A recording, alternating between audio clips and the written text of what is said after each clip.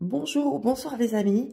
Voilà, donc j'ai décidé de vous montrer un petit tuto de ce que j'ai fabriqué dans la salle de bain, puisque ça m'aide tous les jours à avoir de l'eau chaude. Donc je vais vous montrer. Là, j'ai rien démonté du tout du robinet. J'ai juste démonté le petit écrou là et j'ai fixé qui reliait normalement ça. Le pommeau de douche, et je suis venue fixer le premier chauffe-eau, le plus fort, ce qui chauffe le plus, celui-ci chauffe à 30 degrés l'eau. Et ensuite, j'ai été poser celui-ci en série. Ça m'y monte au total à 51 degrés. Je vais vous montrer. Donc, le mieux, c'est de mettre des joints d'étanchéité de partout.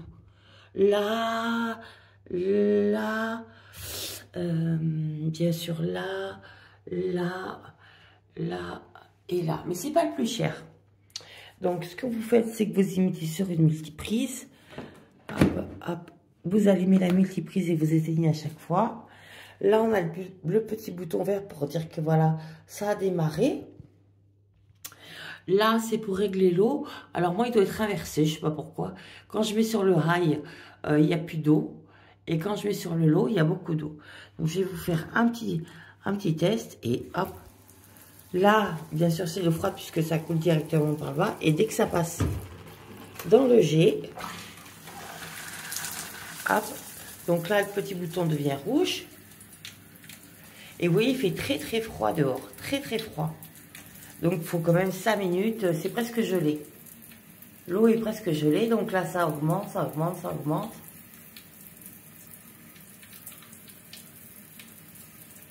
Ça augmente.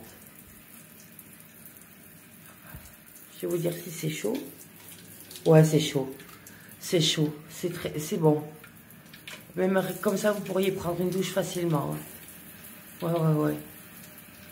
Voilà, et que dire d'autre, ça peut monter jusqu'à 51 degrés. Donc pour vous dire, le fait que ce soit monté en série, c'est très bien, parce que 30 degrés, ça suffisait pas pour une douche pour moi qui a une température du corps assez élevée. Donc après, on a juste à éteindre pour limiter la consommation d'énergie. Et voilà. Bon, je voulais pas faire de publicité, mais voilà, vous voyez mes produits de beauté. Bisous. Dans le même système, j'ai posé ce robinet que j'avais acheté pour une salle de bain de ma boutique et qui allait plus servir.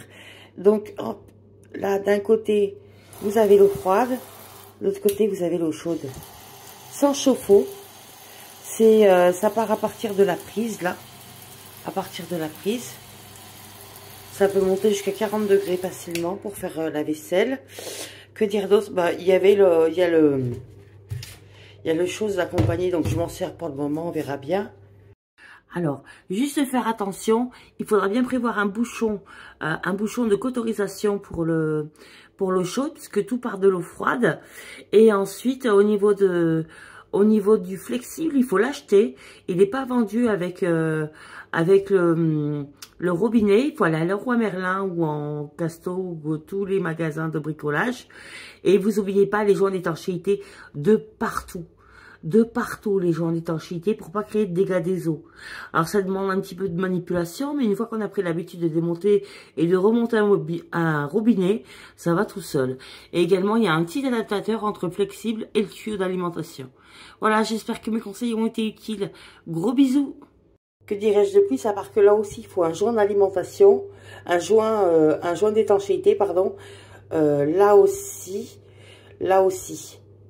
Voilà. Et après, au bout du robinet, comme d'habitude.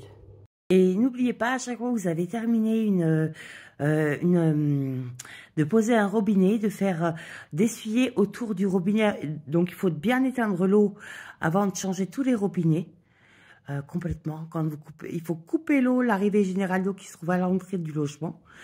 Et ensuite, ne pas oublier, quand vous allez faire la remise en eau, c'est bien d'essuyer votre robinet et vous allez faire le test du mouchoir.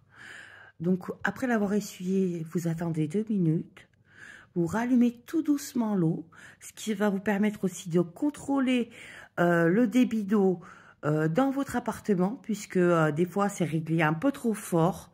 On peut faire vachement mieux quand on est tout seul ou quand on est deux dans un appartement.